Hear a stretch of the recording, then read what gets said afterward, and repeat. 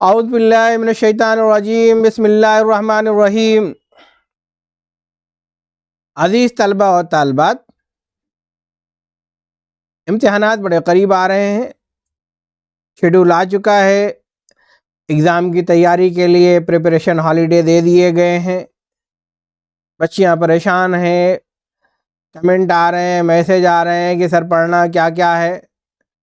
ہم نے پچھلی ویڈیو میں تھرڈ سیمسٹر کے بارے میں بتایا تو فرسٹ سیمسٹر کی بچیاں ہیبت سے پریشان ہو گئے کہ سر ہم کو کیوں نہیں بتایا، ہمیں بھی بتائیے۔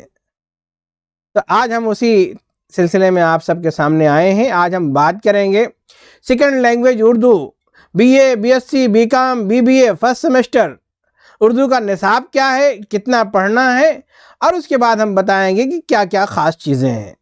تو بنے رہیے ہمارا اس یوٹیوب چینل پرواز دکن کے ساتھ، تاکہ امتحان سے پہلے امتحان کے مسائل اور امتحان کے جوابات آپ تک پہنچ سکیں۔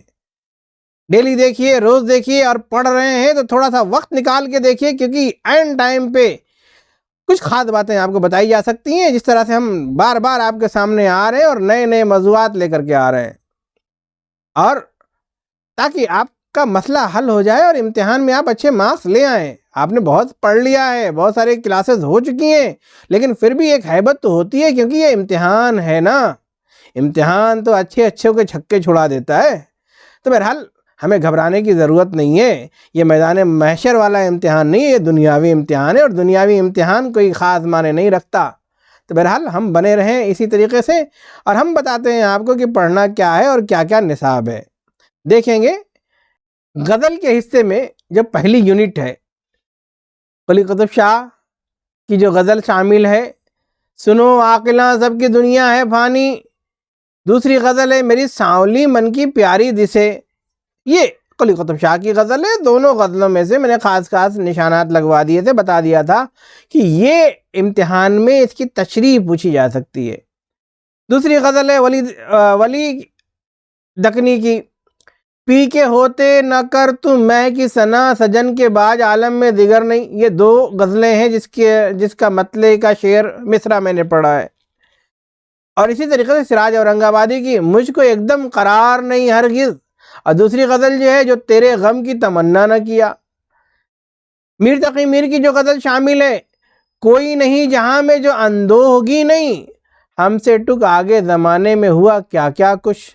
تو یہ غزلیں ہیں، غزلوں کے بارے میں نے بتا دیا تھا کہ، اور خاص غزلوں کی میں نے تشریح بھی اس سے پہلے کی ایپیسوڈ میں بنا دیا ہے، جس نے دیکھا نہیں وہ پلٹ کے جا کے دیکھ لے، کیونکہ اگر ہم نے دیکھا نہیں تو پھر امتحان میں لکھیں گے کیا۔ اسی طریقے سے نظم کا جو حصہ ہے، نذیر اکبر آبادی کی توحید، اکبر الہ آبادی کی مستقبل، علامہ اقبال کی نظم فنون لطیفہ، اور ظفر علی خان کی نظم بارش۔ اب دیکھیے توحید، مستقبل، فنون لطیفہ اور بارش، ان نظموں کا صرف خلاصہ پوچھتا ہے۔ تو خلاصہ یاد کر لیجئے، توحید میں کیا ہے، مستقبل میں کیا بیان کیا گیا، فنون لطیفہ میں کیا چیز ہے، اور بارش میں کیا ہے۔ چار کے چاروں کا خلاصہ جو نوٹس میں نے دیا ہے اس نوٹس میں موجود ہے۔ اب ہم نثر کے حصے میں آتے ہیں، تو نثر میں پہلا ہے حکایت۔ حکایتیں بڑی آسان ہیں، قصے آسان ہیں، اس میں سے خلاصے پوچھے جاتے ہیں، آپ خلاصے لکھ دیجئے گا۔ ڈرامہ امتیاز علی تاج و بیگم قدسیہ زیدی کا ہے تلاش، بڑا ہی اچھا، بڑا ہی دلچسپ ڈرامہ ہے۔ اس میں جو چچا کا کردار ہے نا، یہ اکثر امتحان میں پوچھ لیا جاتا ہے خلاصے کے طور پہ، یا چچا کی کردار نگاری پہ بات کر لی جاتی ہے۔ اور سفر نامہ جو ہے، ہندوستان جنت نشان، کیا بہترین سفر نامہ ہے۔ اس میں کشمیر کی زیادہ سیر کا ذکر ہے، پھر تمام مختلف شہروں کا ہے، صالحہ عابد حسین کے حوالے سے جو ہے آپ جان سکتے ہیں۔ اب اس میں جب ہم جائیں گے تو سوال اکثر پوچھا جاتا ہے کہ غزل کی تعریف کیجئے اور اس کی اجزائے ترکیبی بیان کیجئے۔ غزل میں نے بتا دیا تھا کہ غزل ہے کیا، ٹھیک ہے، اور اجزائے ترکیبی یعنی کن کن چیزوں سے مل کر کے یہ غزل بنتی ہے، غزل کی جو صنف ہے، غزل کی جو حیت ہے، غزل کا جو اسٹرکچر ہے، غزل کی جو بناوٹ ہے، کن کن چیزوں سے مل کر کے بنتی ہے۔ تو میں نے بتایا تھا کہ پہلا جو حصہ ہوتا ہے، پہلا جو شعر ہوتا ہے، وہ مطلع ہوتا ہے۔ مطلع کہتے ہیں اس کو جس کے دونوں مصروں میں ہم ردیف و ہم قافیہ پایا جائے۔ پھر آپ یہ سوال پیدا ہوتا ہے کہ قافیہ کیا ہے، ردیف کیا ہے، یہ بھی میں نے بتا دیا ہے۔ مقطع غزل کا وہ آخری شعر جس میں شاعر اپنا تخلص بیان کرتا ہے، پھر تخلص پوچھ سکتے ہیں تخلص کیا ہے۔ تو یہ جو ہے سوال ایک بنتا ہے کہ غزل کی تعریف کیجیے اور اس کے اجزائے ترکیبی بھی بیان کیجیے، تو آپ ان تمام چیزوں کا ذکر کر دیں گے۔ دوسرا جو سوال بنتا ہے غزل میں سے، اردو میں غزل گوئی کی روایت۔ اب چاہے یہ پوچھ لے کہ غزل گوئی کی روایت لکھیے، یا یہ پوچھ لے کہ اردو میں غزل گوئی کا عہد بہد ارتقاء پر روشنی ڈالیے، تو آپ دونوں میں سے کوئی ایک سوال ہی، دونوں کا سوال ایک ہی ہے، پوچھنے کا انداز الگ ہے، میں نے پہلے بھی بتایا تھا، تو یہ سوال بھی پوچھا جا سکتا ہے۔ تو غزل کے حصے میں سے یہ دو سوال آ سکتے ہیں۔ پہلا ہے غزل کہتے کسے ہیں اور اس کی اجزائے ترکیبی، دوسرا غزل کی روایت پر نوٹ لکھیے یا غزل کے عہد بہد ارتقاء پر نوٹ لکھیے۔ اب اشعار میں نے بھیج دیا تھا، ہم آگے بڑھتے ہیں۔ اشعار کی تشریح ہم نہیں کریں گے، وہ میں نے آپ کو بتا دیا ہے کہ یہ اشعار کی تشریح آپ یاد کر لیجئے۔ میں نے پرانے پیپرز آپ کو بھیج دیے ہیں، وہ پرانے پیپرز آپ تیار کر لیں، تو آپ کا مسئلہ بڑی آسانی کے ساتھ حل ہو جائے گا، اس میں کوئی دقت نہیں ہے، پریشان ہونے کی بھی ضرورت نہیں ہے۔ اب جو ایک سوال پوچھا جا سکتا ہے کہ قلی قطب شاہ کی زندگی کے بارے میں کیا جانتے ہیں، یا سوانح حیات پوچھ لے گا، یا قلی قطب شاہ کی شاعری پر روشنی ڈالیے۔ تو ان کی آپ کو لکھنا کیا ہے کہ تھوڑی سی سوانح حیات لکھ دینا ہے اور پھر اس کے بعد ان کی شاعری کے بارے میں تھوڑا سا لکھ دینا ہے، دونوں ملا کر کے ایک سوال مکمل کر دینا ہے۔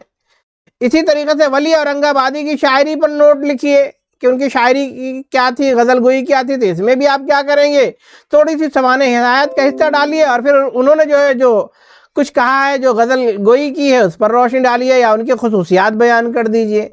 سوال وہی ہے، تو اس طرح سے ہم آگے بڑھیں گے۔ اسی طریقے سے سراج اورنگ آبادی کی زندگی پر روشنی ڈالیے، یہ بھی کر سکتے ہیں ہم۔ سراج اورنگ آبادی کی غزل گوئی پر نوٹ لکھیے، تو آپ اس طرح سے سوال تیار کریں کہ جس میں سوانے بھی آ جائے۔ اگر سوانے کا حصہ پوچھ رہا ہے تو آپ سوانے کو الگ کر دیجئے، اور غزل گوئی پوچھ رہا ہے تو سوانے کو ملاتے ہوئے ان کی غزلوں پر روشنی ڈالیے، تاکہ تھوڑا سا سوال کا جو جواب ہے وہ بڑا ہو جائے گا۔ تو اس طریقے سے ہمیں اس کے جوابات دینے ہیں۔ اب اگلا ہے میر تقی میر۔ میر تقی میر کی غزل گوئی پر روشنی ڈالیے یا میر تقی میر کی سوانح حیات پر روشنی ڈالیے، یہی سوال بن سکتا ہے اور یہ سوال پوچھا جاتا ہے۔ تو دونوں میں سے کوئی پوچھا جا سکتا ہے، دونوں آپ تیار کر لیں اس طرح سے، تو آپ کو کسی طرح کی کوئی دقت نہیں ہوگی، بڑی آسانی کے ساتھ مسئلہ حل ہو جائے گا۔ میں نے توحید کا خلاصہ بتایا کہ آپ اس کا خلاصہ جو ہے آپ کو لکھنا ہے، ٹھیک ہے۔ تو اس طرح سے اگر ہم سوال کو حل کر لیں تو میں سمجھتا ہوں کہ کوئی بہت بڑی چیز نہیں ہے، کوئی بہت بڑا پرچہ نہیں آنے والا ہے، کوئی اس طرح کا سوال نہیں آنے والا ہے کہ آپ پریشان ہو جائیں۔ میں سمجھتا ہوں کہ اس طرح سے آپ نے اپنے آپ کو تیار کر لیا ہوگا۔ حکایتوں کے بارے میں اکثر جو ہے دو حکایتیں دے دیتا ہے کہ ان دو حکایتوں کا خلاصہ اپنے الفاظ میں لکھیے، اور اکثر کیا کرتا ہے کہ خود اختیار دے دیتا ہے کہ کنہی دو حکایتوں کا خلاصہ اپنے الفاظ میں بیان کریے۔ تو جو آسان سوالات ہیں ہمیں ان آسان سوالات کو کر لینا ہے، اور جو سوالات ہمیں اچھی طرح سے ازبر ہیں اس کے جوابات پہلے دینا ہے۔ پھر جو آخر میں جو سب سے کمزور ہو وہ سوال کریے، اور کوشش یہ کریے کہ ان میں سے جن پر سب سے زیادہ عبور حاصل ہے وہ سوالات کے جوابات آپ دیجئے۔ تو میں سمجھتا ہوں کہ بڑی آسانی کے ساتھ یہ مسئلے حل ہو جائیں گے، کسی طرح کی کوئی دقت نہیں آئے گی، آپ کو پریشان ہونے کی ضرورت نہیں ہے، آپ کو گھبرانے کی ضرورت نہیں ہے۔ تھوڑا سا امتحان سے پہلے آپ نکلیں تاکہ آپ سینٹر پر پہنچ کر پرسکون ہو جائیں۔ لاسٹ وقت میں جانے پر ہیبت ہونے کی وجہ سے جو چیزیں ہمیں آتی بھی رہتی ہیں وہ چیزیں بھی ہمارے ذہن سے محو ہو جاتی ہیں، تو ایسی نوبت نہیں آنی دینی چاہیے۔ ایسا نہیں ہوگا، ایسا نہیں ہوگا، ایسا نہیں ہوگا، خدا نخواستہ آپ کو ایسا لگ رہا ہے کہ پیپر بہت ٹف ہے، تو آپ کو چاہیے کہ اس وقت بھی آپ صبر کے دامن کو اپنے ہاتھ سے نہ جانے دیں۔ ان اللہ مع الصابرین، اللہ صبر کرنے والوں کے ساتھ رہتا ہے۔